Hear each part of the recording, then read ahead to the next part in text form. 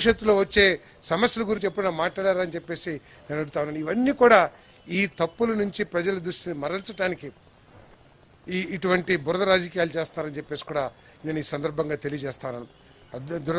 భగవంతుడి దయవలంగా మరి కొంచెం ఈ వరద ఉధృతి చాలా వరకు తగ్గింది. చాలా ప్రాంతాల్లో నీళ్లు కూడా తగ్గిపోయినాయి. మరి ముంపు కూడా తగ్గిపోయింది.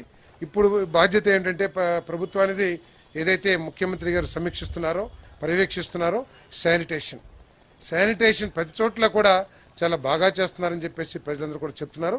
ఎక్కడైనా కూడా జరగకపోతే వాటిని సరిచేసుకుంటానికి ప్రభుత్వం సిద్ధంగా ఉంది. వెంటనే చర్యలు తీసుకుంటానికి కూడా ప్రభుత్వ అధికారులు సిద్ధంగా ఉన్నారని చెప్పేసి మనం చేస్తాం. అదేవిధంగా ఎన్యూమినేషన్ ఇప్పుడంతా ప్రజలు నేను కృష్ణలంకలో పొద్దు నుంచి తిరుగుతా ఉన్నా. నేను అందరూ కూడా బాధలో నుంచి కొంచెం బయటకు వస్తూ ఆ బాధలో కూడా ఈ ప్రభుత్వం మాకు భరోసా కల్పించింది, ఈ ప్రభుత్వం మమ్మల్ని ఆదుకోవడానికి ప్రయత్నం చేసింది అనే నమ్మకంతో అభిప్రాయంతో ప్రజలందరూ కూడా ఉన్నారని చెప్పేసి మనం చేస్తా ఉన్నాం. వాళ్ళంతా కూడా నమ్మకంతో ఉన్నారు. రాబోయే రోజుల్లో శానిటేషన్ పట్ల కానివ్వండి, వాళ్ళకి నష్టపరిహారాన్ని అందించడంలో కానివ్వండి ప్రభుత్వం న్యాయం చేస్తుందని చెప్పేసి వాళ్ళు నమ్మకంతో ఉన్నారు. వాళ్ళందరికీ కూడా భరోసా కల్పిస్తుంది ప్రభుత్వం. ప్రతి ఒక్కరికి కూడా నష్టపరిహారం అందించడం లక్ష్యంగా ఏదో అరకొరగా చేసేసి మేము చేసేసామని ప్రచారం చేస్తానికి మేము సిద్ధంగా లేం. ప్రతి ఇంటిని కూడా మరి నష్టపోయిన ప్రతి ఇంటికి మరి నష్టపరిహారాన్ని అందించాలని చెప్పేసి ఈ ప్రభుత్వం కృషి చేస్తుందని చెప్పేసి నేను మనవి చేస్తా ఉన్నా. నేను మరి ప్రాథమిక అంచనా ప్రకారం దాదాపు 2,40,000 నుంచి 2.5 లక్షల దాకా గృహాలు నష్టపోయాయని చెప్పేసి అంచనా వేస్తా ఉన్నారు. ఇంకా ఎక్కువగా ఉన్నా కూడా ఎటువంటి సమస్య లేదు.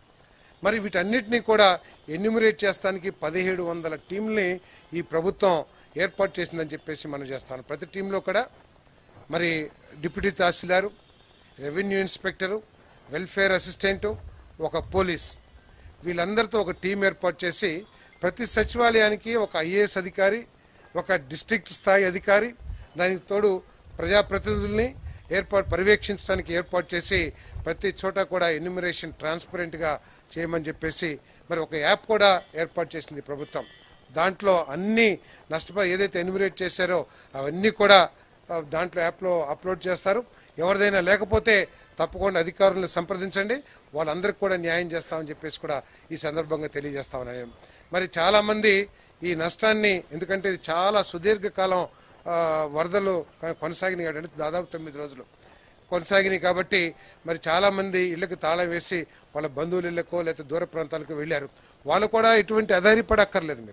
మీరు ఇంటికి తిరిగి వచ్చిన తర్వాత మీ ఇల్లు డీటెయిల్స్ కనుక ఎన్యూమరేట్ కాకపోతే దయచేసి మీరందరూ కూడా స్థానిక అధికారులు కానివ్వండి, స్థానిక ప్రజాప్రతినిధులు కానివ్వండి, లేదా తెలుగుదేశం నాయకులు కానివ్వండి మీరు సంప్రదించండి. తప్పకుండా మీకు న్యాయం చేస్తారని చెప్పేసి ఈ సందర్భంగా తెలియజేస్తా ఉన్నాను నేను.